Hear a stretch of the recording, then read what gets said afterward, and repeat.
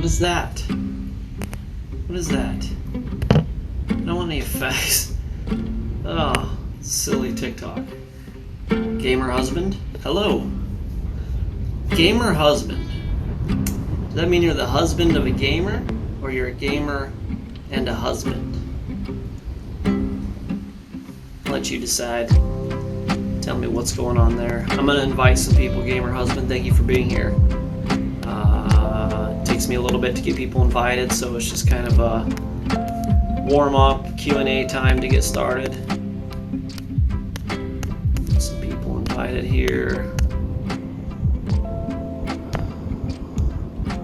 Up to 10 people, that's all I can do. Alright. A10, welcome.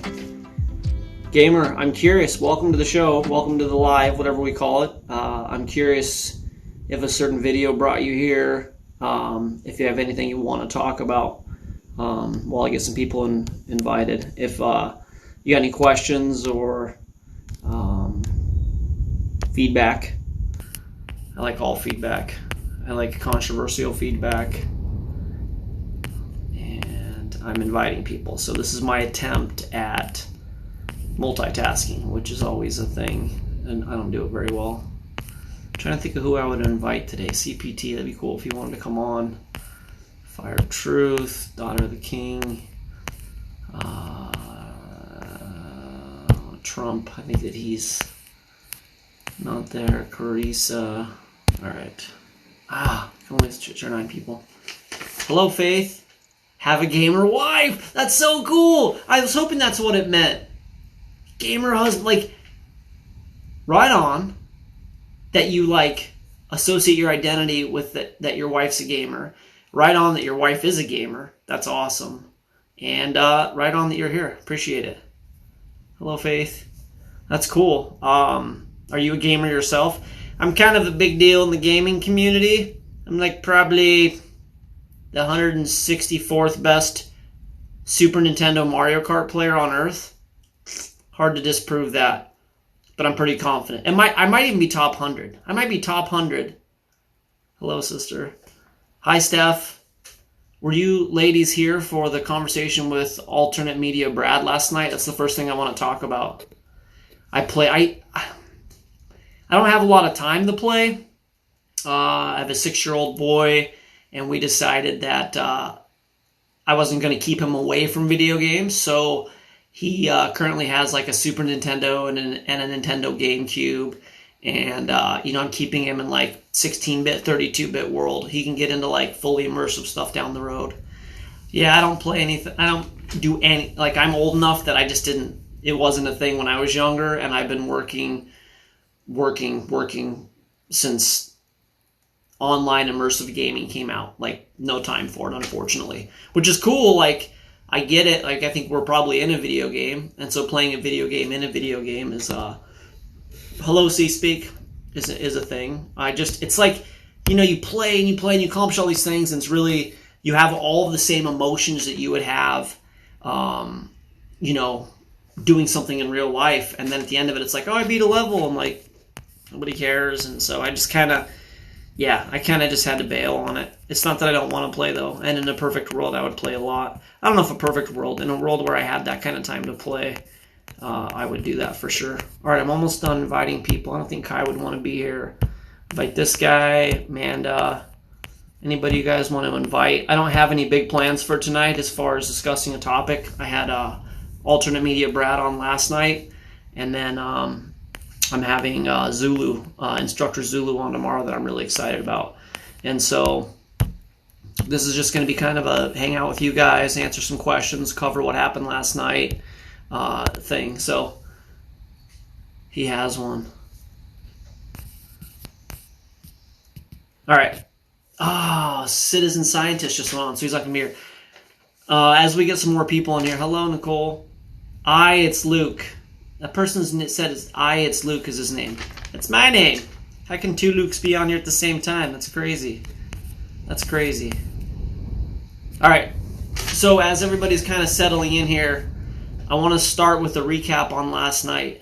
How you guys felt it went, and if you learned anything. I I did. Chloe was really excited about it. I've got some takeaways from the discussion that, I don't know if Brad or myself really anticipated it being that easy of a discussion.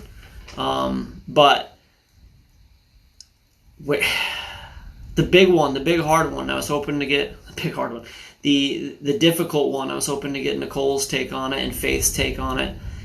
How are you guys feeling about Torah observancy? I think I know A10's take. Scary. Like, you guys know where I stand as far as, I don't think I'm perfect. I don't think I can be perfect. But Sabbath is a big deal for our family right now, and the other, like the dietary things, like every time we eat bacon, I'm like, I know I shouldn't be eating bacon, but it's so good. Bacon's so good. So, anyways, neighbor, hello, thank you for being here. Well, I love them, but Jesus is our Savior. Yeah, absolutely. So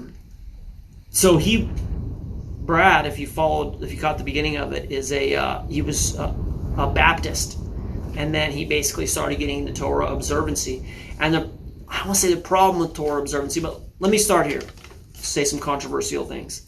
I know a lot of Jewish people. I wanted to join a temple. Oh, crypto. I'll answer that question. Hey everybody, Arcadio Diaz is mi primo. He's one of my homies from out in Denver, and he called me and didn't realize I was on TikTok, and I told him not to come on and give any dirt on me, but yeah, long time friend of mine, golfer, worked with me at different golf courses, great guy. So my take on crypto, yeah, you'll like this. Arcadio knows this. Do you remember when I bought silver in 2010 and I crashed silver? It was $50 an ounce, and then I bought $10,000 worth of it, and then it was $6,000 the next day. It lost 40% of its value the next day. Well, guess who bought Dogecoin the last day cryptocurrency was relevant? This guy. I broke Doge. I broke crypto. I broke it. Broke it into pieces. Sorry, and you're welcome. And if you want me out of it, just buy me out. What's up, Scoop? Speaking of crypto, Diaz, this guy here, Scoop, is the crypto guy. He knows crypto. I was just telling him, Scoop, that I broke crypto with my Dogecoin purchase, and I apologize. That was my fault. Sorry. So, called Doge on January 30th. Yeah, I know. I like to buy things high, right? That's why I'm so good with my finances. I buy high and sell low. So I got it at 50 cents. Hello. Little hash brownie. That's good. Little hash brownie. Watch out for edibles, y'all. If you have one, just wait and make sure that you find out how hard it's going to hit you, and don't just go, I didn't feel anything, and just keep eating it. That goes bad. Yeah. So Doge, seriously, I mean, it's kind of a joke, but I think we're in a simulation. I think we're in some version of it. I'm not like super adherent to that, but this whole your reality is created around your consciousness seems to be a thing. And I bought it. I tried to buy it a little bit earlier, and it didn't work out, and I bought it. And it went up immediately like $6. And I told Chloe, I said, this is it. We're going to the moon. And the next day it was just in the tank. So, Shiba, yeah, right. Well, I can't get out. Should I get out of Doge? Scoop can tell me that. Should I sell? I would only lose $300 right now. Should I get out of it? I don't know. Let me know what you think about that. So, crypto. Okay, so what do I think about crypto? I think I should have bought Bitcoin at $1 a coin instead of silver. That would have been a good move. I think not most likely, but imagine this imaginary money that maybe 300K. I've never seen. Yeah, exactly. Buy Shiba. Okay, maybe I'll buy some more. I don't know. I just feel like the more I put into it, the more it's going to destroy the market. So I think cryptocurrency is setting up, going to conspiracy. I think it's setting up a new currency system. You know, right now the dollar is a fiat currency, and what that means is it's not backed by anything. Okay, if you guys know the story of Jekyll Island, and most of you probably do know this, but basically the bankers, the J.P. Morgan group, I'm sure Rothschild, Rockefeller, they were all there. I'm not sure. I assume they were. They basically came in and they changed the dollar from, they came up with a plan to change the dollar from being backed by gold to being backed by the Federal Reserve Bank. Okay? And so, since most of you probably know this, I won't go too far into it, but it used to be that if you took your dollar to Fort Knox or wherever they were housing the gold, you could say, I want my dollar's worth of gold, and they would give you a shaving of gold or whatever. Or if you brought in a hundo, they'd give you $100 worth of whatever. And the Federal Reserve came in, the Jekyll Island crew, and they said, we're gonna finance the dollar. And so basically we'll be a bank, and every dollar that the Americans spend will actually be us backing it. And through this system, then they did the Gold Act, and they got rid of all the gold. The president that was in there said, go turn in your gold, and everybody got off gold. And then now they just say we have a certain amount of money, and then they've lent us money. The term the debt is the debt that we owe to the Federal Reserve, and they charge us interest on the money they lend us. But there's no actual money exchanging hands now. It's just credits in a computer. So it's alchemy. It's basically alchemy.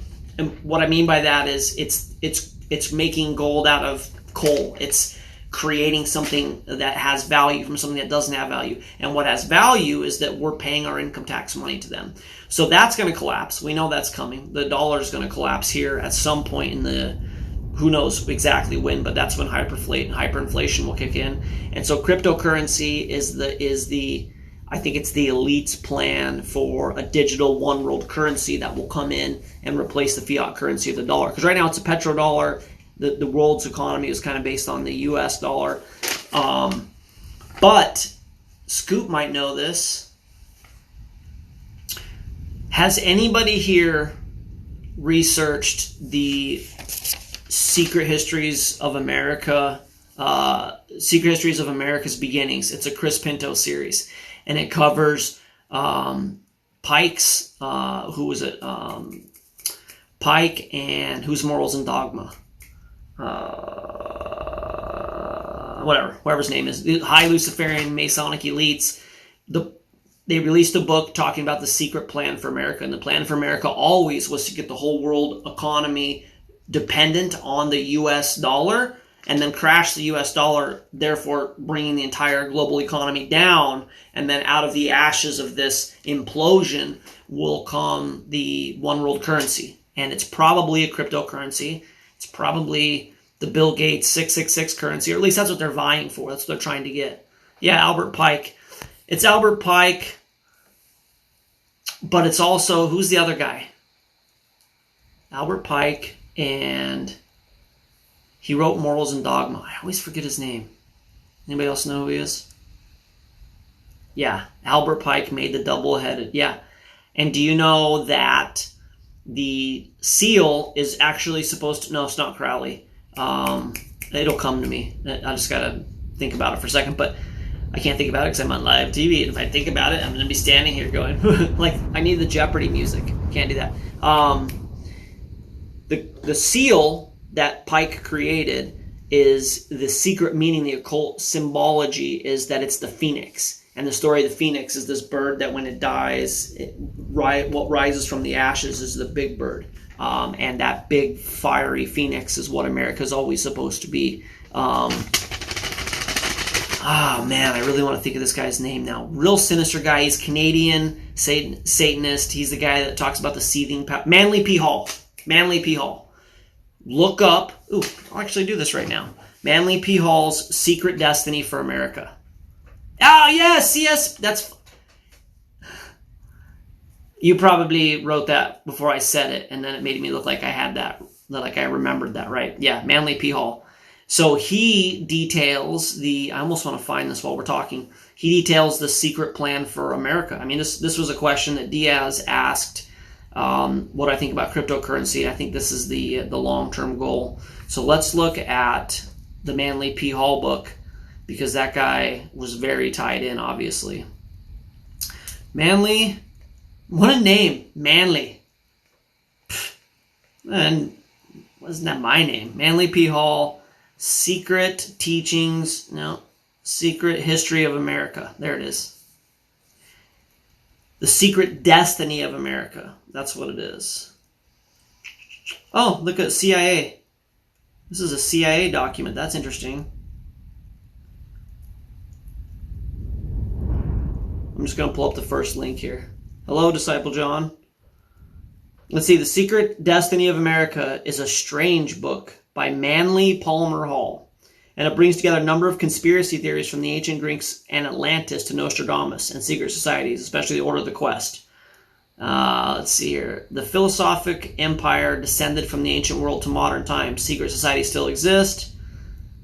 Yeah, whatever. I just found a random thing about it. But basically, he says that they knew about America thousands of years ago, and that they guided the formation of America. I'm looking up Manly P. Hall, Secret Destiny of America. And there's a really cool blurb on it that I was hoping to find. Let's see here. See if this will do it. Maybe this will be a good Manly P. Give me a second here. And I'm just trying to look up the book note.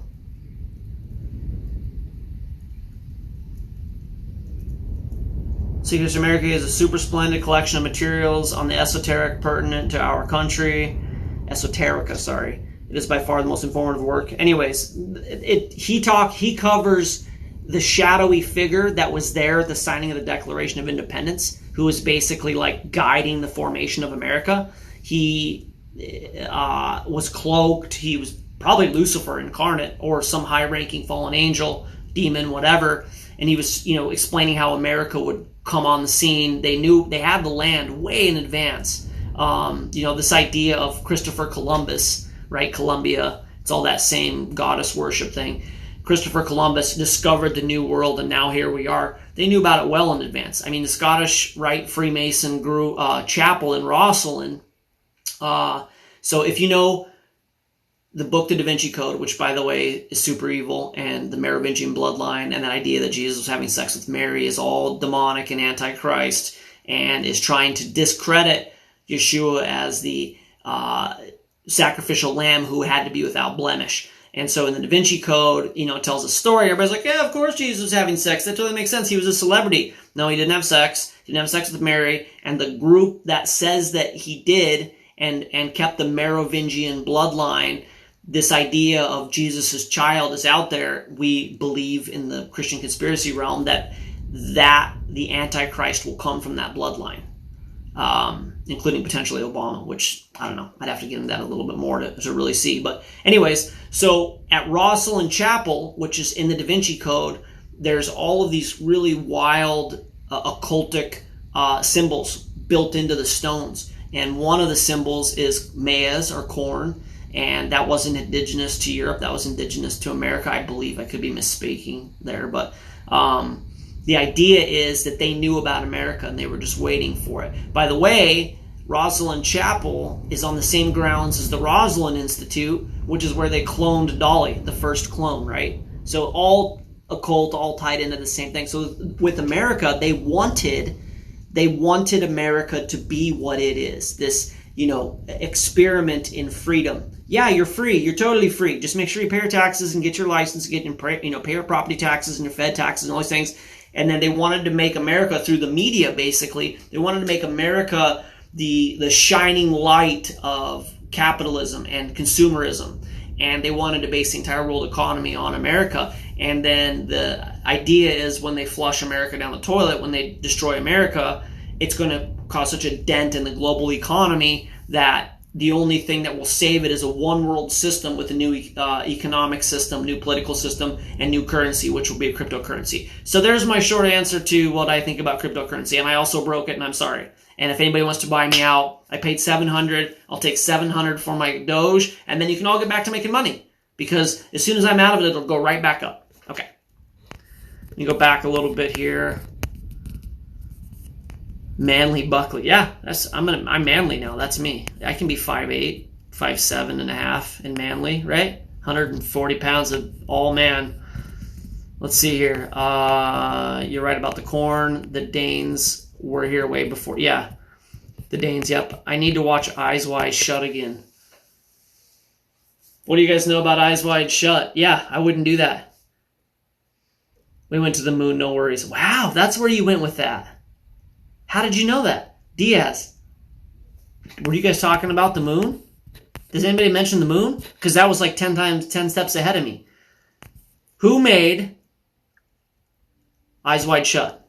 It's like we'll do like trivia. I have like a trivia option here. Let me see if I can do it. There's like a trivia option. Here we go. TikTok trivia. Who made Eyes Wide Shut for 100 pesos? I'll get rid of that. That's funny though. Anybody? Hi, Ann. Thank you for being here. If nobody's going to answer, I'm going to... Yes! So you got... Okay, you guys, C-Speak is certainly winning. She's like killing it. You guys are way behind her. She's got Manly P. Hall. I'll say that was for 100. And then Kubrick for 200. So you guys are 300 in the hole to her. Yes. You get bonus points because there's a leg, and I don't think you cheated, Ann. Hey, brother, what did you think about my songs? I haven't looked at them yet. I'm sorry. I went to work in town today, and it was terrible, and I'm exhausted, and then I just showed up like to get the live together like last minute. Sorry. Chantel. Okay. I'm trying to... Okay, so Chantel's winning, you all. Big time. And real quick, Image Ministries. Did you send them to me? We got to figure out how to do that. I said I was going to follow you. We are following. You got to send me a message or something. We got to do. Okay. So Kubrick, Eyes Wide Shut, was made by Kubrick. Kubrick, people who don't think we went to the moon, and I don't know how, Diaz, you made that connection. Please tell me how you threw that out there, because that's exactly where I was going. It was really wild. People believe that if we didn't go to the moon, that Kubrick did the filming. He did the set, he did the direction. You know, he was doing 2001: A Space Odyssey. There was a really cool conspiracy at that time. He had like stage for like space, and he had the budget, and he was making 2001: A Space Odyssey and also faking the way to the moon. So I don't know. I wasn't there, but the dirt or the conspiracy is that Kubrick was basically in on it, in on the Illuminati, and on the circles. And he was trying to tell people that he faked the moon landing. He did a bunch of stuff in The Shining and, you know, shirts and things like that. I don't know, you know, if I buy that. I try to stay kind of middle ground with conspiracies. But that basically with Eyes Wide Shut, he went, I'm spilling the beans on these satanic freaks and their crazy freak Hollywood sex parties, which are totally fact. Like, if you don't believe in God, and you don't believe in the devil, you have to understand that there's a very large contingency of people that do believe in the devil, and they do really crazy things like spirit cooking meals and like pedophilic things and these Hollywood parties, and they wear the masks and like they murder people and stuff. So in Eyes Wide Shut, Kubrick was like, I'm telling the whole world, the whole thing. And he made it, and he tried to put it out, and they cut out like 22 minutes of it that never got shown, and then they killed him. So that didn't work well for him. And Eyes Wide Shut is evil. Evil, evil, evil, evil, evil, evil, evil. And it's what they do. This is what they do. I made a video on YouTube called Was the Murder at the DC Capitol as part of the whole siege thing that happened. You know, that young woman was killed. And I made a video. It was actually A10's idea. And it was... was that murder part of a satanic ritual at the Capitol? It's like a 4-minute video if you watch it. It's on my link, and you go to YouTube, and it's called Was the Murder at Washington DC a Satanic Ritual? They were wearing masks, All of them were wearing masks. It was done at midnight. They were all standing 6 feet apart. And as they swore in Biden, as part of the ceremony, there was also a sacrifice potentially. I know it's a leap, but I use a lot of clips from Eyes Wide Shut in kind of trying to make my point. Yeah, don't watch it, Ito. Liz, I think. Isn't it Liz? Yeah, it's super dark. And it's like the kind of dark where you're like watching it and you could feel it. You could feel that it's like not a joke. And, these groups, these elite groups, it's a vetting process. These parties are a vetting process. And if you're up and coming and you're kind of a mover and a shaker and you're making waves, you're dynamic, whatever's happening, that they're interested in you, they invite you to these parties. And you go in and you go, all right, I got to wear a mask. Okay. I'm supposed to bring my wife or my girlfriend. Okay. And they do.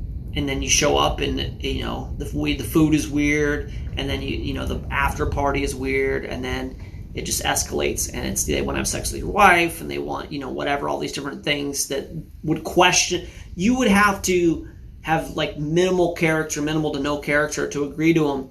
And most people go, you know what? I appreciate the invite to this party. It was really wicked party.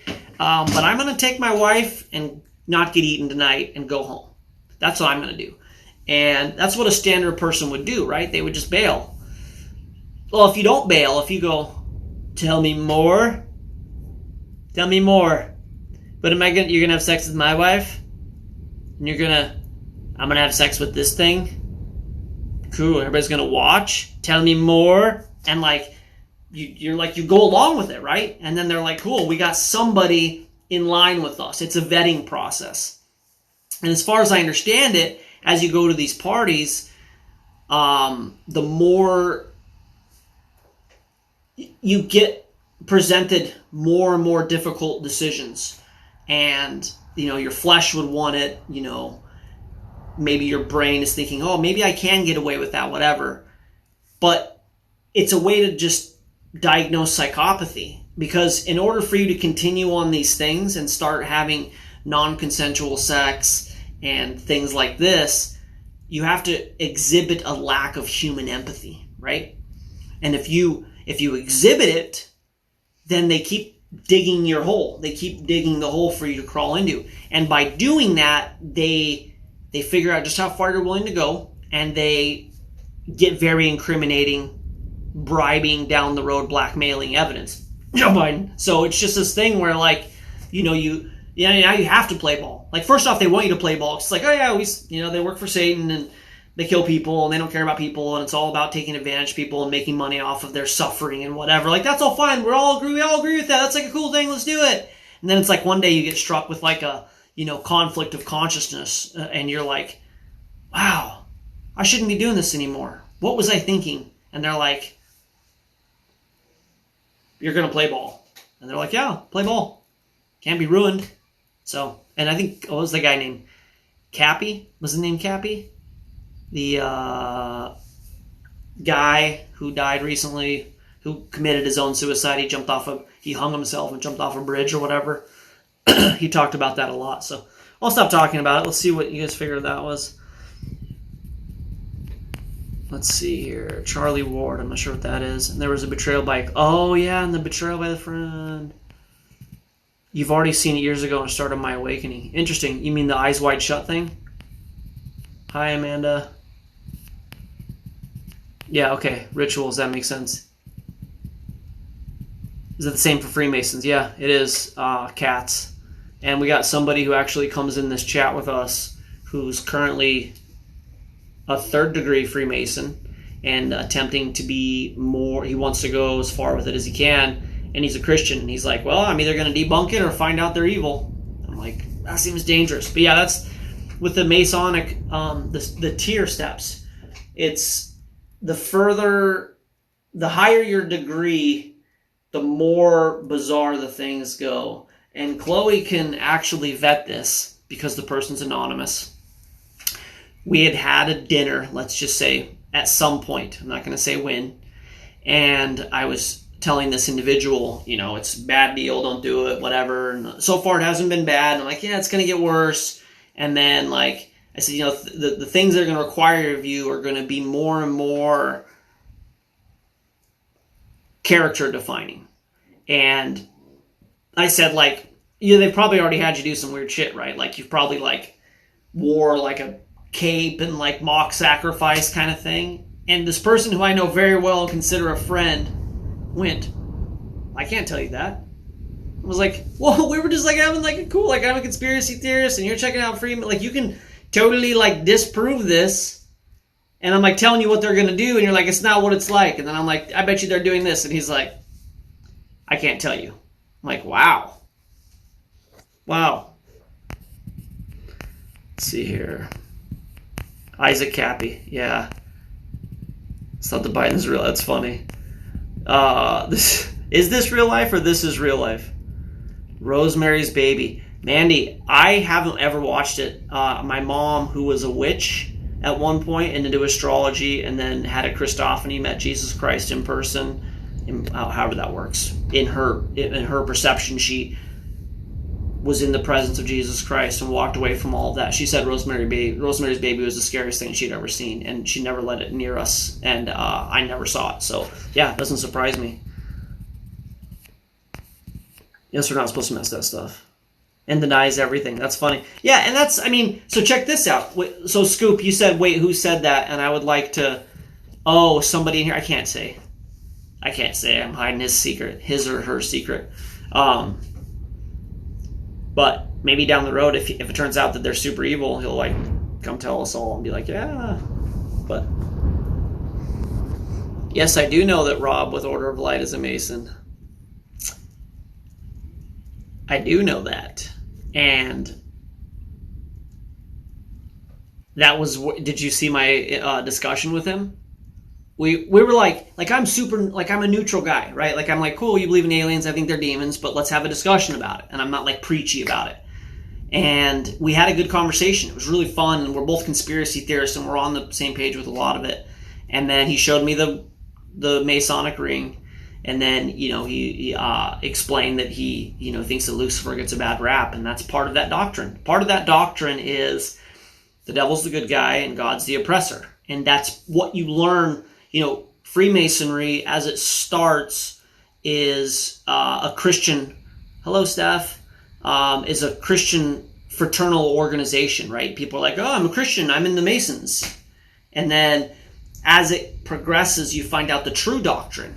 And their doctrine is that Lucifer got a bad rap, and that he is the good guy, and that God is an oppressive jerk, and that, Lucifer set man free from this oppression, and that we need to, serve him, and that those people that do serve him are handsomely rewarded.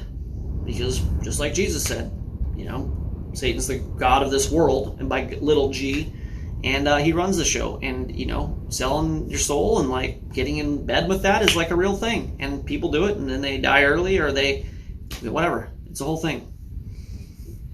My mom here. I don't think Maria's here. Lucifer the Morning Star. Yep. Definitely demonic. What did I miss? It was... Yeah, okay. Yeah, I'm sorry. It's a big deal. It's a big deal. Do you guys want to hear the Roman that crucified Jesus were Masons? Interesting. I don't doubt it. The Masons built a temple. They worked, depending on if you believe the kind of mainstream narrative and the Hiram Abiff thing in their story, they built a temple. And if you believe the Jewish oral tradition that Brad and I talked about a little bit, Solomon had a ring and he could control the fallen angels, and the fallen angels were involved. So let's do a, Maria will be here. I'm sure she's going to get a kick out of this. Pilate was his name, the guy that... Pilate was the governing authority, the judge, the administrator of the sentence, and he didn't want to, Pontius Pilate. But maybe there's two Pilates, so I know, Scoop, you're well-versed, but Pilate was basically trying to get Jesus free, exonerated, right? He was trying to free Jesus from these charges. And they were like, what's your problem with him again? They're like, he said he was God. And they're like, I don't care. That's your God. That's your problem. I'm the governor. Why are you doing this? They're like, we want him dead. And he's like, I don't see any problems with the guy. And he washed his hands of the deal, right? Like, I'm out. I didn't do it. I'm not doing it. You guys, I think he's a free man. I think he should be free. And then he gave him the whole Barabbas option. Like, okay, you're serious about this, but your custom says we got to release somebody as part of the scapegoat thing. I forget the name of the goat. And they're like, no, we want Jesus. We want him. We want his head on a plate. And so, anyways, that was Pilate, best I know. He's performing magic. Interesting. Okay. So, Freemasonry, from what I understand, starts at the Tower of Babel with Nimrod. Okay? And basically, Nimrod was possessed with what I believe is, like, we have the spirit of Antichrist. This was the anti-Jehovah, anti-God spirit. And he got really deep into the occult and was so effective with it that he was beginning to become a giant himself. He was trying to bring back all the occult wisdom and power that was there before the flood. And he was really, give us Barabbas. He was really starting to make traction. And what did he do? He started a one world government, surprise, and it was a technocracy, and he had enough technology. People don't think about this. People think that Nimrod was an idiot and thought if you stacked a bunch of chairs up, you could go get the Sky Man, right? That's what people think about Nimrod. But he was using a technology that was much closer to CERN, quantum physics, he was trying to open up a Stargate to get to God. And he had the dirt, he had the inside information. Because if you understand this, basically, God said at the beginning, let us make man in our image. Who is our, right? The idea is the Godhead, Yeshua, and the angels. Well, the angels that rebelled, the angels that left with Lucifer, left with the information of the construct of the universe. They were involved in the construction of the universe. So they know all the back doors and cheat codes and all these kind of things. So when people start to get in line with them, including the Freemasons, they get inside information. They're getting information about the construct of the universe, right? Your standard Christian's like, God, and something like, go to church on Sunday, and they don't really know. Meanwhile, the Luciferians are like, understanding about the law of attraction and adrenochrome and the idea of like, blood, the life is in the blood, and like you can extend your life with this kind of with sacrifice, and like the more you traumatize them, the more beneficial the blood is for the person that's a vampire, right? This whole thing is like they were getting inside information from the co-creators. Like God was the creator, but they were involved in the creation. So anyways, back to Babel. Nimrod was using all of this incantations and magic and this inside occult information to build a one-world government and to have a technocracy. And he was trying to open up a fissure, an actual tear between this reality and wherever God is, because he wanted to kill God. He didn't want to go up and give God a high five. Hey, we got here. Shocker, we made it. He was trying to kill God, right? Because he was totally possessed by the devil. So this is where Freemasonry starts. Freemasonry starts at the Tower of Babel, and they start documenting all of these things and this effect that they're having. And God's like, you know what? Like, you guys, seriously? Like the flood, and like, now we're here, we're doing this again? And God's like, I can't just kill them all again. That was really shitty. That was a really traumatic thing to endure. So I'm going to break up their languages. And there's really cool Jewish teachings about how every single language is a deconstructed, reassembled version of Hebrew. Like, they were all speaking Hebrew, Aramaic, something in that vein. And God confounded their language, and everybody walked away from there going, I can't understand you. So the information was preserved. The adherents of the occult preserved that information. And it was fairly open. Like, whenever God in the Bible is like, wipe out the whole thing, the village, the crops, just everything. Wipe the whole thing out. It wasn't because he was a genocidal maniac. It's because these little pockets of God-hating, human-sacrificing, tribes were, still doing genetic modifications. They were growing trees to, have build altars that they could sacrifice children to. It was a bad, wicked thing that was going on, and God kept trying to stamp out these fires, these embers. No, hey, no. And despite that, they really still came to power. And they came to power in a serious way in the Dark Ages, probably causing the Dark Ages, right? The group that we know of as the Crusades, or the Crusaders, and the Knights Templar. You've seen the guys, right? With the chainmail, and the helmets and the red crosses. They were the Knights Templar. They were the secret assassin group that represented what became the banking system, right? The Federal Reserve banking system, and this Freemasonic group. And they were killers. They were wicked, like King Arthur and all those guys, right? And so what happened is, at this time, they ran this racket of people would have to do a pilgrimage from Europe to Israel. And they would take this trip, and they would get totally looted because everybody knew it. It's they're going to be traveling across the country in the middle of nowhere, in the desert somewhere, or the rugged land from Europe to Israel. And so we could jump on them, take their money, beat them up, kill them, whatever. And it was a thing. It was I'm going to go on the pilgrimage, and I might get killed, but I got to go. And so they would go, and the Knights Templar Freemasonic banking establishment group, they came up with a system where in Europe, you would check in at their bank, and the bank would do an inventory of your things and your money, whatever, and they would give you a slip or some sort of way to know what you had. And then you would go on your pilgrimage, and then you would get to Israel, and you would show it to the bank on the other side, right, Western Union, and you'd get all the stuff. You get your things, and you didn't have to worry about getting jumped. But you had to pay a fee, right, an interest fee. So they did this, and they were making money hand over fist.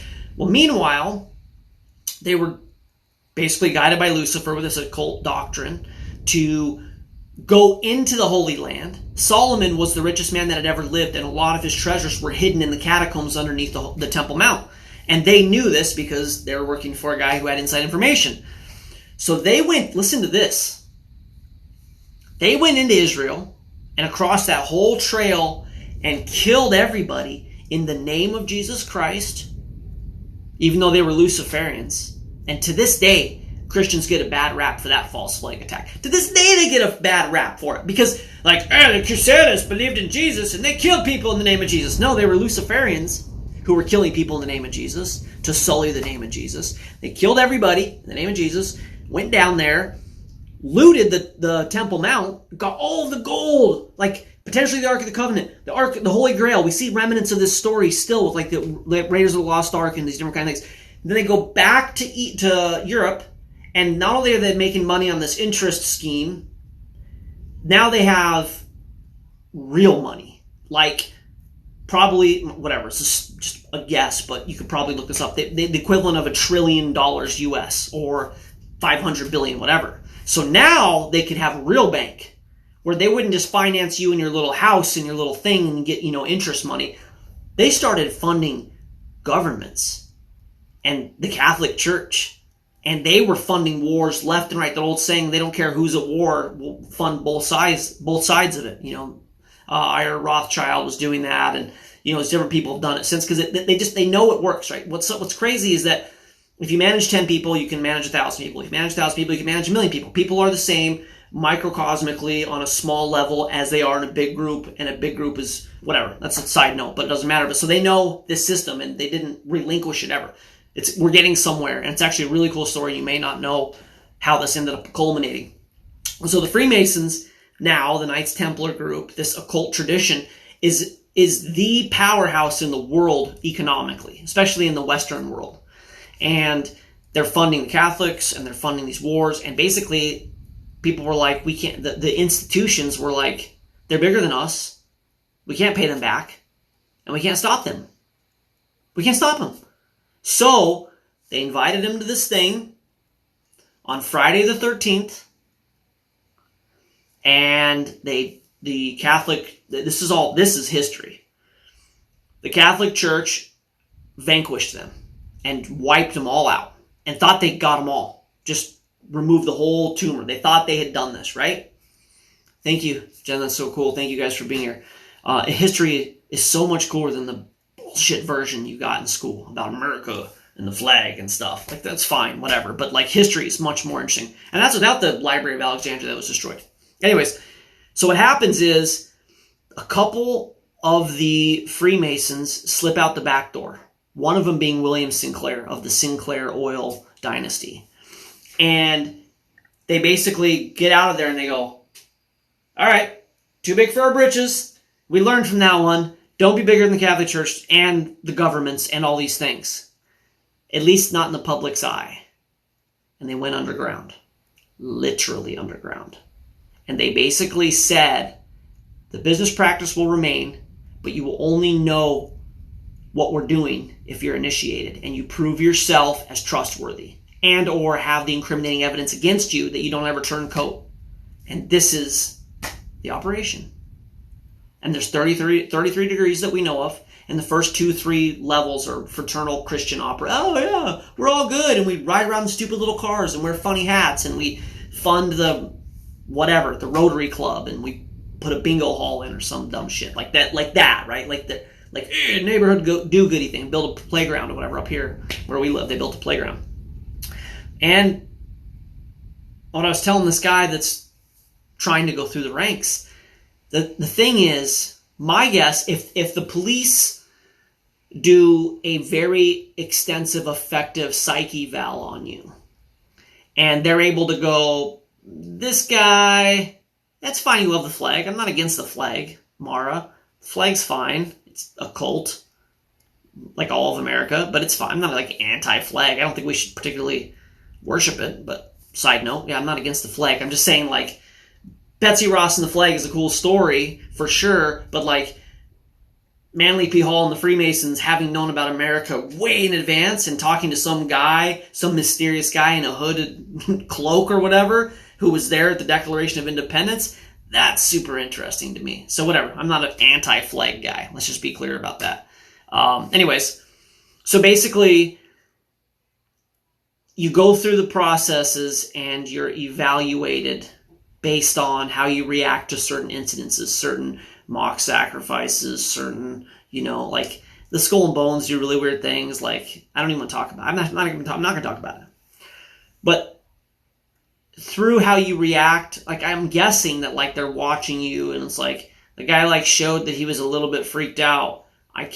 He's not the one. And the other guy was like, yeah, that was the most, yeah, like Beavis, like super excited, like that's our guy, whatever. As you go through this process, you are made aware of what's going on if you're able to be trusted with the information. And I've always heard, and I can't vet this, but at some point on the trip, the ascension, which is all steeped in Jewish mysticism in the Book of Enoch, it's like the Enochian gate, and like it gets really heavy. And it's very biblically based. That's one thing about this. Like, these people aren't, like, into, like, witch's brew and eye of newt, like witchcraft. It's, like, Jewish mysticism, Luciferian, like, biblically based, dark occult stuff. Anyways, as you go through this thing, they're going to go, this is the kind of guy we want. We're going to keep showing them this. And I've heard that they basically ask you at one point, would you ever deny Yeshua? Would you ever deny Jesus as Christ? And, the guy I know that's doing this will say, yeah, there's no way I would ever do that. And they go, you know what? That's a great answer. You're exactly our kind of material, sport. And they take you down this one trajectory. And you feel like you played ball and you feel like, but your ceiling is just limited. Right? That's it. That's it for you.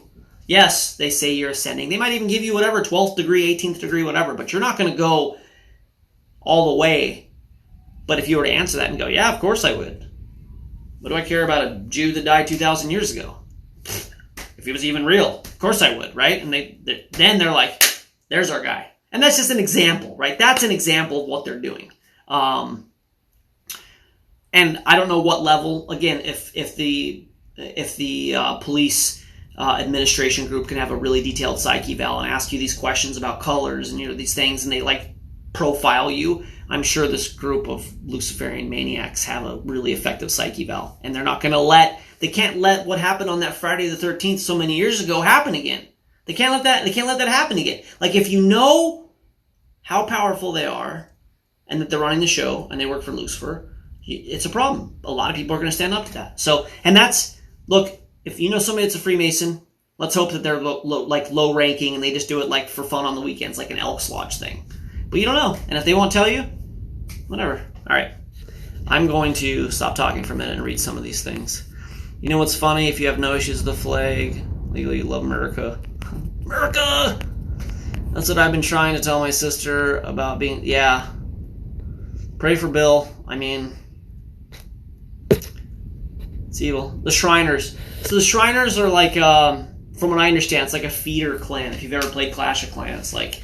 The Masons are the big clan, the Shriners are like a feeder clan. And the same thing, you go through their degrees and you wear the funny hats, and if you're like promising or whatever, then you got the potential to graduate, maybe an accelerated, like a scholarship into level 7 or something, but it's all the same kind of thing. It's not nearly as steeped, but again, I think it's a feeder clan. I think it's just to get people, they have to network, right? Dude, only 1 out of 100 or 1,000 people is a psychopath. It's hard to find good people. That should be their slogan. Freemasonry. Just looking for some good psychopaths. Some well-meaning psychopaths. It's hard. It's hard finding people that'll, lack human empathy and just send people to war unnecessarily and just totally fleece them and whatever else. It's hard. It's not easy. It's tough sledding. A lot of people are well-meaning. Like, good people. Like, a lot of these people are good people. And they don't want to eat children. They just want to go to work, get a beer. They don't want to eat children, And that's, the struggle of the Freemason. I dated someone who was in the cult. The cult of Freemasonry, or the band of the cult. That'd be interesting. Oh, I'm going to read some of these other ones. Let's see here. Thank you guys for the gifts. Rich, thank you. Black U.S. flags. Scoop, I've seen the ones that are like for the military and the fire, like the blue and the black ones, whatever. Amanda, yeah. It's super interesting. And it gets even more interesting the further back you go. I mean, Ancient Aliens came out and shook the world and was on History Channel, and people were like, oh my god, aliens. They were like, there's these Göbekli Tepe. Like, wow, how come I didn't know about this? And there's this things, like I knew about Easter Island, but I didn't know about these other things. It's like, yeah, prehistory is wicked interesting. Wicked interesting. But it doesn't fit the evolutionary narrative. And I mean, if 5,000 years ago, man was bigger, stronger, and had technology that we still don't have access to today, well, then they weren't this, pre-Homo sapien, cradle of civilization getting started thing. They were like this, like this triumphant thing. Like, here's all we know about humankind, okay? About 10,000 years ago, give or take a margin of error of a few percentage. So it could be 6,000, could be 8,000, could be 12,000, we don't know. About 10,000 years ago, everybody on Earth started reading and writing at the same time. That's it. That's what we know. We don't know what happened before that. We just guess. And if you think people can look at rocks and cosmic microwave background radiation and tell you exactly when and where and what we're doing in the universe and all this shit, they're just giving you their worldview. That's all. Just like Bill Nye. They're just giving you their worldview. This is what they believe. We were caveman. So, you know what? The whole, pyramids and, it doesn't fit our paradigm, so we're punting on it. And we're not going to teach you about it. We control the textbooks. We tell you what we want. It doesn't matter. That's what it is. And man having been so advanced from the beginning, Jump Street, oh, shit, man is everywhere on the earth all at the same time reading and writing, and they, understand the universe. They know the universe. They know where all these things are. And they know how to levitate stones. That doesn't make any sense because we want to believe that they were cavemen and that they had clubs and they hit their wife on the head and drug her around by her hair. And we want to tell you a story like, when man invented fire, it was really a big deal. When man cracked the code of fire, or one of my favorite ones, this bullshit story about when man invented the wheel. That was a big deal for man. When they went from cobbling stone, bowhead or arrowhead tips to making a wheel, then it was like, now it's on. Now man is on. Like, no, dude. They knew about language and potentially space travel and irrigation and how to move, like I said, big stones and medicine. And they whatever, you were lied to. It sucks.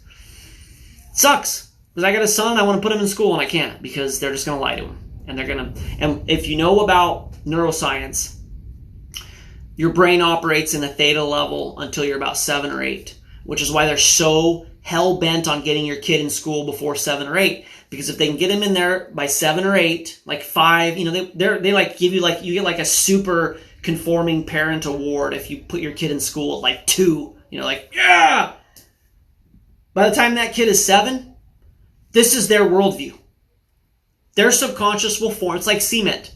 It's like wet cement, okay? The subconscious of a human is like wet cement until your teens. But, 6, 7, 8 years old, it's wet cement. So if you write the name in there, that name is going to be in their subconscious for the rest of their life. This is where like trauma, sexual trauma, bad parenting, abuse, all of this stuff really affects children. If you don't believe me, look up the book, The Body Keeps Score.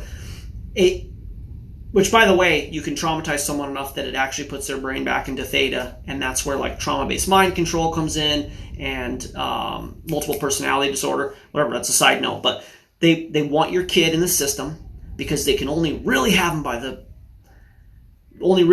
them if they believe it at a deep subconscious level. And let me tell you what we were all taught. Well, we were all taught. Nothing created the universe. The universe created the earth, and the earth created us. Man is bad. Man is killing the earth. And your meaningless life is the life of an accidentally mutated animal who just happens to be able to be capable physically of keeping a job. Remember the song, "You and me, baby, ain't nothing but mammals. Let's do it like they do on..." Remember that song, Discovery Channel? That song. If we're just animals, let's do it like animals. Just have sex. Why wait till you're married? Why not have sex with everybody? Why have sex with one person? If you're just an animal, and you're the strongest animal, go kill everybody. Dylan Klebold and Eric Harris. They loved evolution. They had like I Love Darwin shirts on. And they like went and killed the black guy first because they were like, you're behind because of eugenics on the evolutionary scale, which is total bullshit, obviously. And, they did it on Hitler's birthday because they thought Hitler was awesome because he was killing the population because of evolution. And this is what you were taught. Like, you're an animal. Your life doesn't matter. You're going to die. Have sex and steal and do whatever. And it's entirely contrived. The whole theory of evolution, nope, there's not nearly enough scientific evidence to support it. Kai, who's a non-believer, I asked him about evolution the other day, and he goes, yeah, there's too many holes. Why am I going to adherently, dogmatically believe this thing that has holes in it? Like, I want to be a critical thinking person, and maybe it happened, and maybe it happened. I don't know, I wasn't there. I don't believe it did, but maybe it did. But you're taught that it did, and you're taught that you can't question them. You can't question them. I do it. I fight atheists all day on my TikTok. In life, I've debated hundreds of atheists. Nope, no God. Life came from non-life. Aliens are real, and we're monkeys. That's it. And you were taught that as a kid, in school, in the indoctrination camps, and we all believe it, unfortunately, because our subconscious was being formed. And I just want to live in a world where when a kid goes to school, he gets to hang out with other kids, and they get to garden, learn about soil and learn about math, and not be indoctrinated to be good global citizens. I don't want them to have to be vaccinated to go to school. I want that to be a choice that I have, or that I do or don't do based on what I want to do because I'm an American, America, and I want to do what's best for my kid based on my belief system, not what the whatever medical establishment tells the education establishment. I want my kid to not have to try and figure out what gender he wants to prefer to be. I want him to just be a boy. And then when he gets older, like, if he wants to pivot on that, that's his business. But I want to put that in his subconscious when he's a baby. You know, like it's just rational stuff. Like, if that's what it was, it would be so much more interesting, so much more wholesome, and so much more of a jumping off point to have a successful, whatever. I shouldn't say that. I'm sure I'm going to be in trouble. Let me catch my messages. All right, here I go down.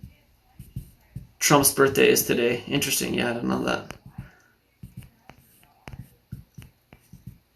Wake up, you're asleep at the wheel. Oh, Gus, hey. I didn't know you were here. You must have came later. As soon as I knew Darwin was a Mason and buddies, yeah. He fully tied in. Darwin was a full-on, propped up. All these guys are. Zuckerberg, Gates, Darwin, they're all propped up. It's a Luciferian agenda, and they need a face for it. And they're always genetically tied in, epigenetically tied in. They always run in the circles. I mean, it was Galton and Darwin and Huxley, and they were all, I'm sure, whatever, one of these Freemasonic things, doing terrible things. They're like, we're going to really get them. We're going to tell them all that because these beaks are different sizes, that they're monkeys. And then we can say that the non-whites are subhumans. And that'll politically, legally justify us, making them slaves or killing them. This is great. They're going to totally buy it. And then we'll put it in the textbooks, and we'll put it in the media. And if anybody questions it, we're just going to blast them. We're going to blast them. And, I bet you we get a good, 50 years out of this. 150 years later, it's you guys still believe that shit? If Darwin was if Darwin, in Bill and Ted's Excellent Adventure, got in a phone booth, that dates me, and came to today, and he got out and he was like, cool, you've got cars and iPads. Did you guys figure this thing out? They're going to be like, yeah, evolution. He's going to be like, show me the science. You guys, did you figure it out? Well, yeah, I mean, no, we got a jawbone, like a toe bone, this one guy. Cool. What else did you figure out? Well, it turns out that DNA creates humans and all animals. And what's DNA? That's information. It's like information. And you guys still believe my thing I came up with in 1860? Wait, come on. You don't believe that. Well, yeah, but Darwin, you're like a god to us. Of course we can't let the data get in the way of your teaching. I really he would fucking hit them. I think he would hit them all. And he would say, you aren't scientists. It's bullshit. How the hell do you still believe this shit? Sorry. I don't mean to talk about this. Sorry for all the cussing, you guys. I'm going to go to the bottom here. Seaside, you mean? Alright, you guys are talking about other stuff. That's good.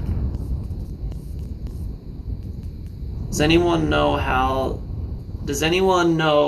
do they still send notices to the parents when evolution? No, Shifter. They don't send anything to anybody. And you can't question it. You can't question it.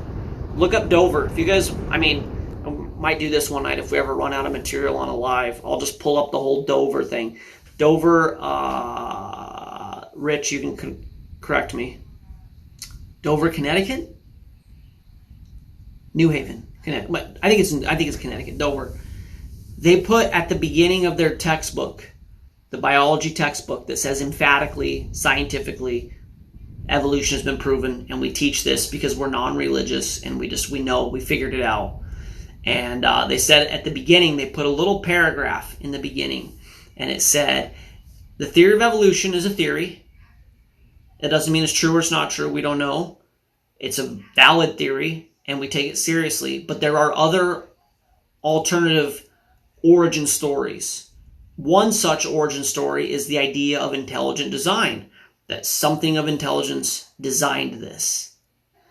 And if you would want to read a book by a venerable professor named Michael Behe, the book is about irreducible complexity in the flagellar motor and how there's no way you can evolutionarily explain this thing. There's a book in the library by Michael Behe, so you're welcome to look at that. That's all it said. ACLU got involved. The ACLU got involved, and there was a huge court case. Supreme Court. It went to the Supreme Court, and they all the atheists said you are not going to tell the kids that evolution is a theory and that there's other alternative scenarios. You won't do it. Not in our school system. Not gonna do it. And they won. And guess what? I fight them all day. Evolution. I'm gonna show you guys something here. You guys ready for this? If you haven't seen this before, this is called the bacterial flagellar motor. Okay? You see bacteria cruise around in blood or in a viscous serum, blood, water, whatever. You see it cruise around. Like, how does it do it, right? How is it getting around? Have you ever thought about that? Like, what's the propulsion mechanism? I always assumed like little bacteria fingers that were like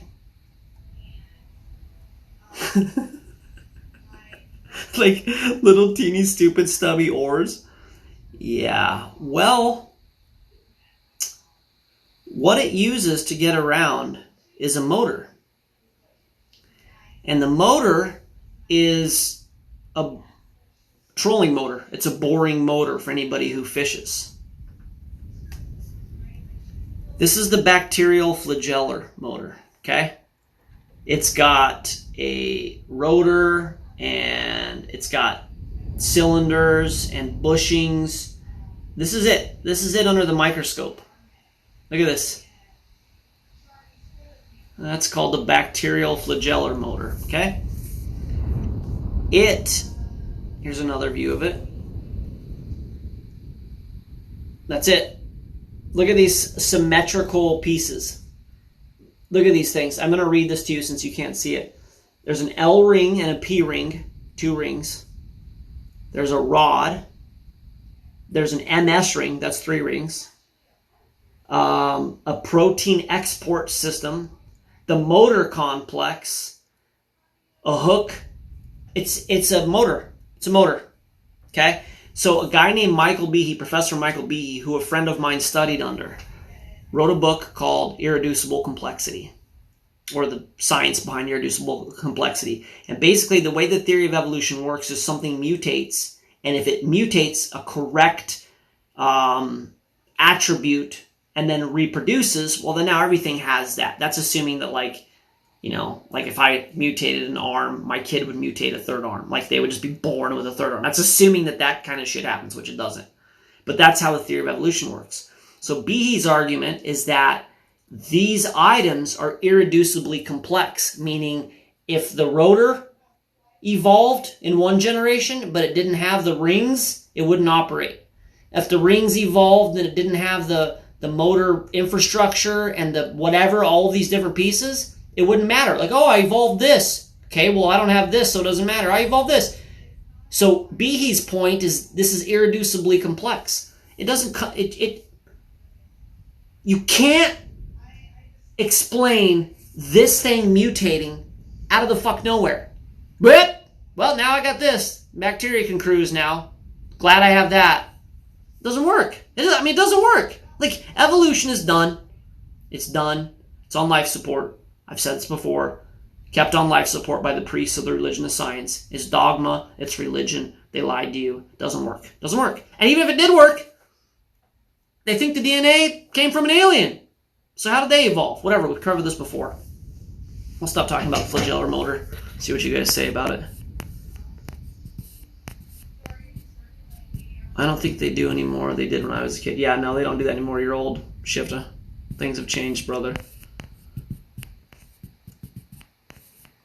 Really cool. I like Master Family sit down there. Alright, this is you guys talking, which is awesome.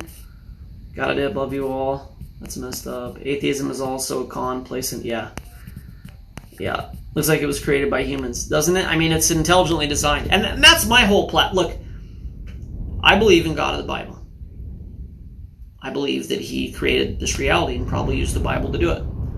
That's what I believe. I don't know. You have to choose. Once you're like, oh, there is something, like this is intelligently designed, you got to start figuring out like what you believe. Is it an alien? How would the alien create a universe? Where did the universe come from? Like you have to. These are the questions you have to just ask yourself and answer yourself. I can tell you what to believe, but who cares? That's just my belief system. With science,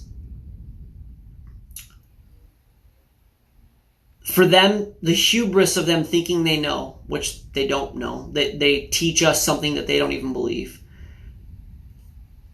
All I want is the concession that it's possible that this thing is intelligently designed. And I want in schools, I want it taught as origins. And I want, if they're going to venture into how we got here and when we got here and who did it, all this kind of thing, that should just be its own class. Philosophy, the philosophy of origins, an origins class. We don't know. And you could teach them all. Islam says this, and Buddhism says this, and the Indian religion says this, and whatever. These are things. We don't know. That's it. How hard is that? We don't know. We know how things work. This is how things work. How they happened, we don't know. That's all I want. I don't want people to teach the Bible in school. It's not going to happen. I mean, I think you should get there eventually, but we're not in science anymore. And that's what my last video I made. It turns out that the Earth could be the center of the universe. It's on a thing called the axis of evil. They call it the axis of evil because the temperature and a couple other variables, it's 3 different axes. They line up right on our solar system. And so proverbially, it seems to be that the universe is emanating somehow from our solar system, potentially from the Earth. We could be the center of the universe. And instead of science going, that is so interesting. How is this happening? They call the phenomenon the axis of evil. They call it the axis of evil because it challenges their worldview. I'm trying to let me find whatever. I haven't plugged one of my videos today, so I guess we'll do that. Never mind, I can't figure out how to work TikTok. Do you guys know how to use TikTok? I don't know how to do it. Anyways, I was going to find the article. It's on my video. Basically, they say, is this it? Nah, it doesn't work. I don't know how to use TikTok. That's hilarious. Basically, they say the problem with this is that it flies in the face of everything that we teach, so we don't like it. And they say they've been coming up with more and more precise ways to measure this phenomenon with the hope of debunking it. Their goal is to debunk it, and they can't debunk it. And the word, that's why I want to show this so bad.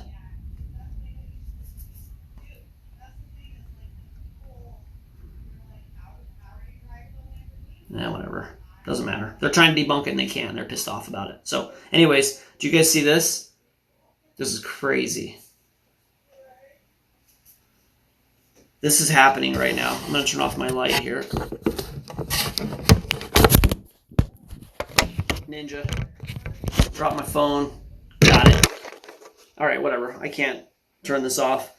This is all of the comets and asteroids in the sky right now. Man, I got to turn that light off. There we go. That works. And it's some app. And they've been just flying around willy-nilly for however long. And now, all of a sudden, in the last couple of months, for some reason, they've all gotten together on the Earth. That's the Earth. They're all here. Here they are. They all went to one of the planets. Dude, this is the craziest thing. I just watched it again. I sent it to myself so we could talk about it tonight. All right. So, I got to get this here. Hold on a second, guys. This is super interesting. All right, light off. Turn the lights off. Okay. This, I can send you guys this video, is the same video I just showed you. I'm going to show you a different one. I can't, why is TikTok so different on an iPad? It's really a bummer. All right, here we go. Okay, so this is all of the comets and asteroids cruising around the solar system.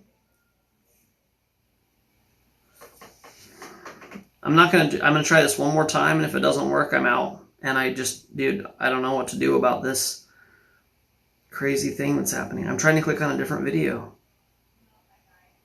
All right, here it is. Okay, so this is all of the comets and asteroids in our solar system through this application, okay, through this app. And what's happening is it's going through the dates. Like, this is 1966, and it goes all the way through. He should have played it faster. It goes through like from 1966 till today. And what you see, the entire trend is they just kind of swirl in and out as gravity affects them, in and out, in and out, in and out, in and out, in and out. And then this year, can you see the date down there? No, you can't. This year, they all went from just willy-nilly flying around and randomly, out of nowhere. I can send you guys, if you guys want to message me, I'll send it to you. This year, they just went from being out and about doing their thing like they've always done. Do I have to hit play? Willy-nilly flying around. Look, wee! And they all fly right to the earth. Oh my God, I can't even deal with it. They just flew to the earth and the other planets. Holy Moses. I don't know what that means. I don't know. That's crazy. All right, I'm going to turn the light on. It's going to be bright. Wow. So yeah, that's happening. Whatever that is. Things are complicated. Yeah, Steph, I'll show it to you. What does it mean? I've got no idea. I have no idea. I believe that comets and asteroids are rocks and ice balls flying through space. I've always believed that. I mean, I think the Oort cloud is a machination of imagination. Maybe that's redundant. Zulu, you can tell me. The Oort cloud is a stretch for me, that they just made up this thing where all these asteroids and comets come from. But yeah, apparently, all the comets and asteroids just flew to the Earth. So, if you guys want to look it up, if we're not friends, we should be friends. But if we're not friends, if you want to look it up, the content creator is, I can't even get the orientation right. His name is Darth Hughes. Darth Hughes. You see him up there? Darth Hughes. R-T-H-H-U-E-S. D-A-R-T-H-H-U-E-S. Darth Hughes. He's only got 3,000 followers. But yeah, I'll, assuming that I'm going to keep talking, I'll let this video play. He has the ability to do 3-minute videos. I don't. My wife has the ability to do 3-minute videos. I don't. I can't. I have to somehow, I ramble on here for an hour and a half, and I have to try and make a point in a minute. Thanks, TikTok. Stupid. Let me see if I can get this up. What app? It's, I thought this was playing. Let's see if I can see it here. I don't know. Starseed? Lightworker, maybe? I don't know. Maybe these are just, I think those are just his things. I'm going to let this play for a little bit, and then I'll try and tell you what the app is. But yeah, just to kind of show you, dude, it does this. What year? We're in 1969. 69. And it's just doing the same thing. I'll show it to you. I'll put it on when we get there. The thing is, it cuts to that other video, but I'll show it to you here in a second. If I ever have kids, I'm going to make sure their minds are not ever polluted with science. Yes, Nathan. Please do that. Please do that. Because knowing how things work is awesome.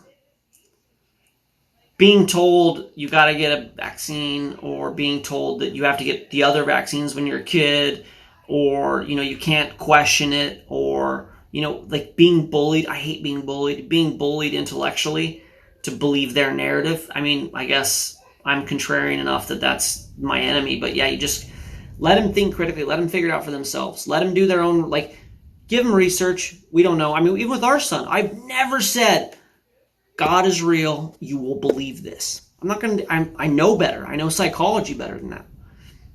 I ask him, what do you think? And he goes, something probably designed this. And I go, I totally agree. And we know we read the Bible around him, and we pray, but it's not, I don't put him in Sunday school. It's not dogmatic. And, I hope that as he gets older, he'll make the same deductions that I did, but I can't force him to. I don't think you should force anybody to believe anything, including what science does. And yeah, whatever. I know we talked about it earlier. Okay, we're in 2002. Same thing. You know what? While I look at these texts, these messages, I'm just going to keep letting this play, just so you guys know. But you can kind of see the date down there. I think we're in 2006 now. Makes my trypophobia. I'm not sure what trypophobia is. Is it like fear of space, maybe? Does it make sense? Yeah, I'm not going to get into a flat Earth discussion, Gus. It's a very biased thing, and I get it.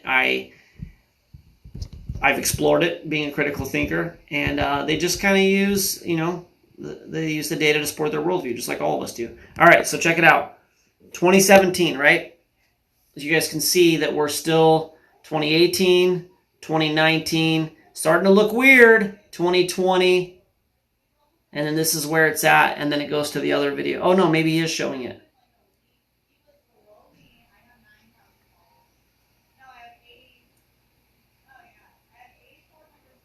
There it goes. Yep. Science. Fuck does that mean?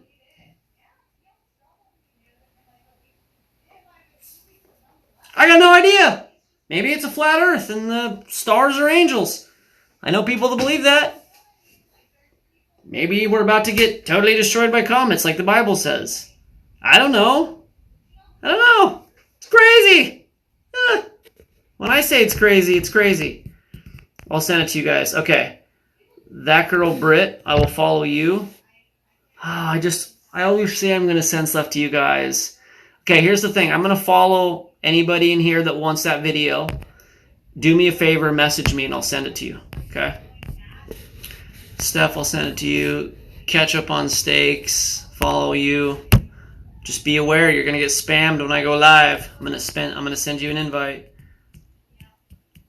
King, are we friends? I know we got into it. You've requested to follow this private account. Can't follow you, the king. Please, Zen Master. Follow. Okay, guys, if I follow you... Wow, my voice? What's my voice? Oh, did my voice go weird? I'm sorry. That's very complicated. Peyton and Jacob, follow. Do I believe that's real? Yeah, kind of. Follow. I don't know why we weren't friends earlier. Cats driving cars. Ketchup on steak is terrible. Yeah, I mean, it could very well be that. It could be, that's where my brain goes to, is Revelations. Maybe they are fallen angels. Yeah, right? Edo? I don't know. Hey, maybe it's all made up, but the guy says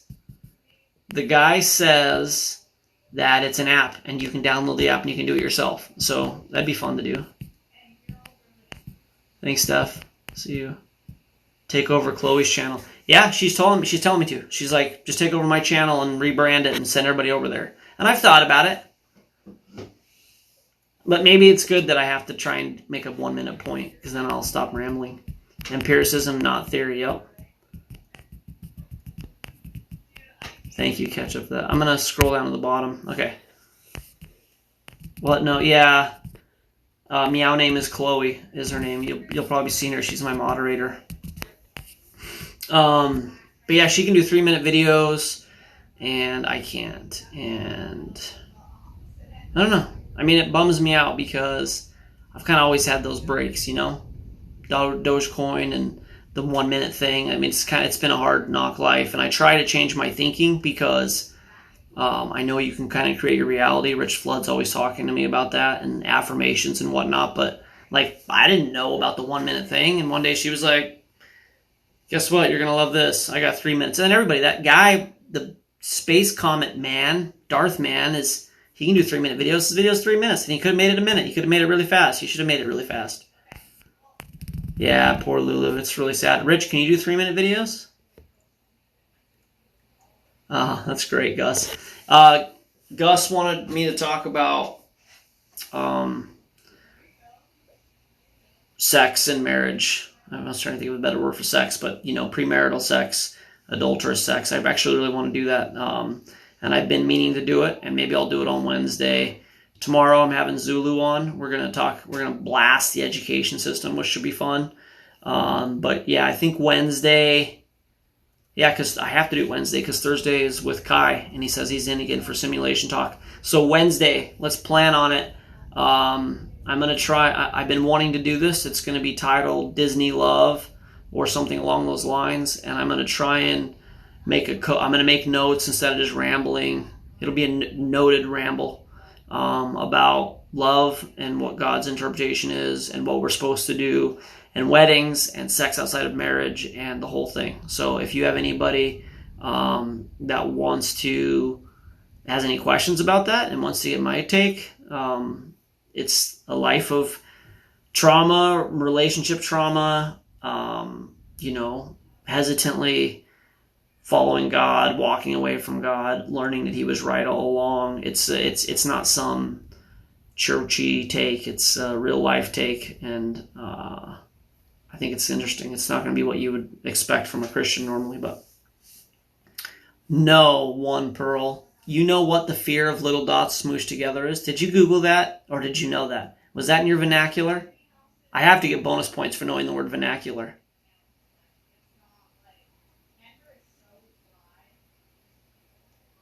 I gotta know if you just knew that. That'd be crazy. And I was like, I'm trying to decide if I want to put it in my bank, and I don't think I'm going to use the memory space on it because I can't ever imagine needing to queue that up. I can't believe that video played and you said that word. Is it? Oh, is that the thing like with people like weird dots? Like, wow. Okay. Well, I'm not a trendy internet guy, Gus, because I'm 43. So I don't do trendy internet things. I'm on TikTok. Yeah, that was a +2 vocab power up. For sure. Did you know that word? Zulu. One of the smartest guys I know. Did you know that word? No way. Maybe. But you're not an internet-y guy. I'm going to say, I don't think you knew that word. Ah, get out of here. Of course you knew it. Polygraph. You are, I know. You give me, I've been using diabolical since our podcast. If you guys want to see, we're going to do a new one, but if you want to see Zulu and I have a cool discussion, I talked too much, if you can imagine. And then there's a delay in the audio, which sucks. I was trying out a new platform, but if you go to my YouTube, we had a good discussion, a couple hours long. It's on YouTube. And then we're going to have a discussion tomorrow. Yeah, I want to promote that again. I'll make a little teaser for it. But Zulu, I had him on the podcast to talk about homeschooling and what he calls the educrats. And we didn't talk beforehand. And we're like very similar guys. We're both, mixed ethnicity, Christians, conspiracy theorists a little bit, not to rat you out, but definitely different enough people. But we're both ENTPs, which is cool. And yeah, he's fun. The only problem we run into with Zulu and I is me over talking him again, which I am gonna try my best to not do. I got to give you a tip for our discussion tomorrow, Zulu. I have fear of dead air phobia. I have dead air phobia. It's a real thing. Google it. And I'm so subconsciously hypersensitive to dead air that I will jump over the conversation to make sure there's no dead air.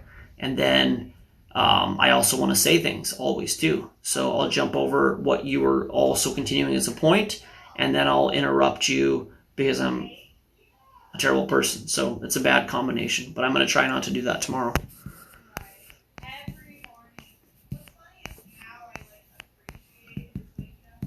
Okay, King, did you ask the question?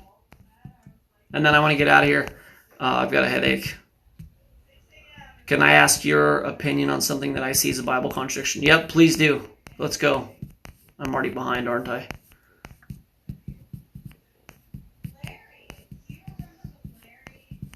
Tower of Babel, New Testament, Paul, I think, tells a church it's not wise to speak in tongues and God is not the author of confusion. Yeah. Oh, absolutely. I got you that. I got you that. I got you that. So, let me see if there's more to this. Oh, other people want to do it as well. Cool. So my take is that we talked about it earlier. I don't know if you were here, but the Tower of Babel incident was a repeat of what happened before the flood, and God wanted to stifle their one world occult, governing the world in like a, Luciferian manner operation without judging the world again. He didn't want to wipe out the whole world again. And so it was a mercy. To me, it was a merciful move. It was like, Men in Black with the pulse gun. And it was just like, I gotta stop this now. I know where this is going. So it's not that he authored confusion. It's that in his mercy, he didn't judge the world more severely, and he just stifled their operation. And he gave them different tongues for sure, but it wasn't about confusion per se. It was about dispersing them, getting them to go out and do what he intended, which was to go out and be fruitful and multiply. And so I think it was an act of mercy. And then as far as the tongues thing, tongues, I think especially like the Pentecostals get this wrong. Tongues isn't a sign that you're a really good Christian and you're really tied in. And I'm going to speak in tongues.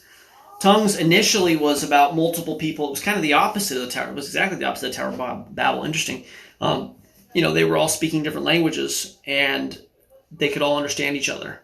And so, it's something that I understand has happened again and it is a gift of the Spirit, but it's not something you should try and synthesize. It was actually a functional thing. But that's interesting that you put those two together. Let's see what everybody else says. What does Disciple John say? That's fine, that girl. What'd you say, Disciple John?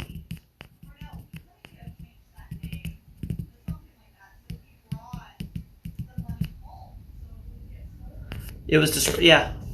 King, there you go. Yeah, I mean, if I don't know something, I will say it for sure. I don't know. I'm not going to bullshit through some muddled answer, but I feel like that one, you could interpret it as the author of confusion, but Lucifer's the author of confusion. He's constantly double speak and using these kinds of cup game things to get people to buy an illusion. And God is righteous. He's just. He doesn't use confusion as a tactic. Oh, I meant this. I said this. It's very, 1 and 0. I actually really like an idea. I don't know if this is accurate or not, where it even comes from, but there's this idea that God cannot lie. And the idea goes that if he said something like, the sky is orange, the sky would be orange, right? He doesn't, whatever he would say is the thing, like one of those like genie things, like, your wish is yours to keep. So he doesn't lie, he can't lie. He's not the author of confusion. In his mercy, he did that. And that's a sufficient answer to me. And there's other contradictions as well, but let's see here. What does Pastor John say? As far as tongue goes, it's a misconception that tongue is something that is not understood. Every tongue is understood by God or the church or the person deciphering the language.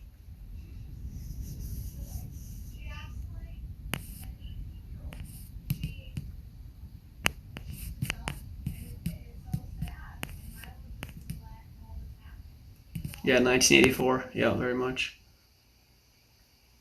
What scripture does Jesus talk to the devil? I can't give you an exact scripture. I think it's in all of the gospel accounts. It's definitely in a couple of them. It was right at the end of him he fasted for 40 days.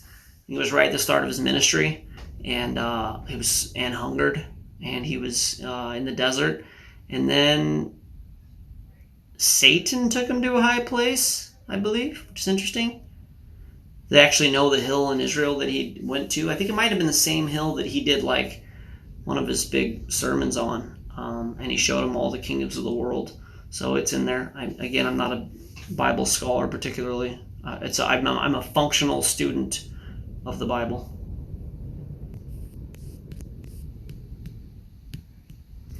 There's no tongue that's confusing or not understood. That's the lie. So you're saying that when people talk in tongues, like in church, those are all totally valid always?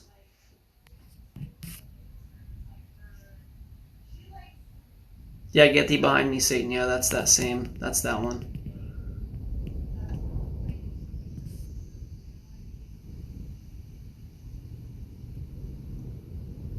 All right, I'm gonna probably bail on this because I don't like nitpicking and infighting. All right, guys, it's 10:35 my time.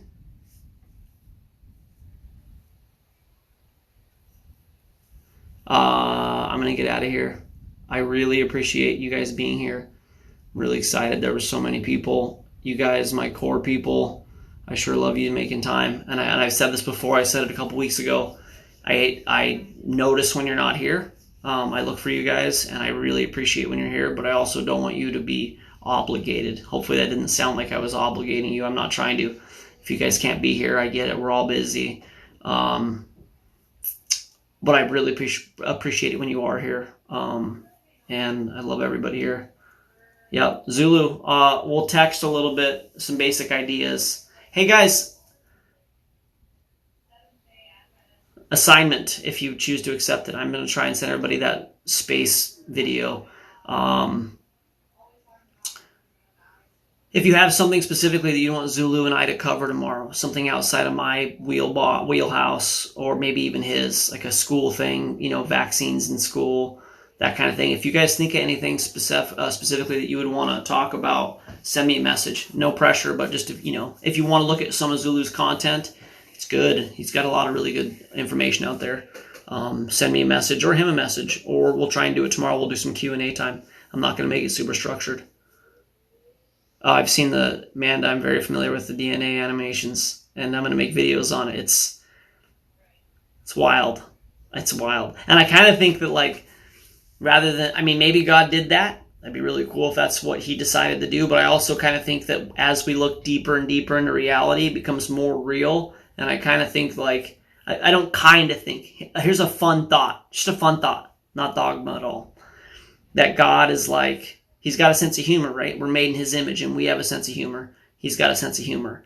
And it's almost like, as we go deeper into it, it's almost like he's playing with us a little bit. Like DNA did its thing. It functioned a certain way. And then I looked into it more we're going to prove this. And then God made it all these it's like a cartoon, marching, Disney thing. Maybe, I don't know. I always like to think that him and the angels were talking about it, in a board meeting. So what do you guys think about this? And somebody's we're going to make the flabberglazer blabber. And they're what is it? And he's it's going to fly into this. And they're no, that's a terrible idea. They decided on this thing. That's just a fun idea too, but maybe that's how it didn't matter how God wanted to do it, but these little transport things, the microtubules, anybody that believes that happened by chance has more faith than me. I can tell you that. More faith than I do. Thank you guys. Thank you for saying that. I love you guys too. It's very nice. I appreciate that it's not you're ugh. Why does he keep doing that? I want him to be stuffier. I want him to be more stuffy. Predictable.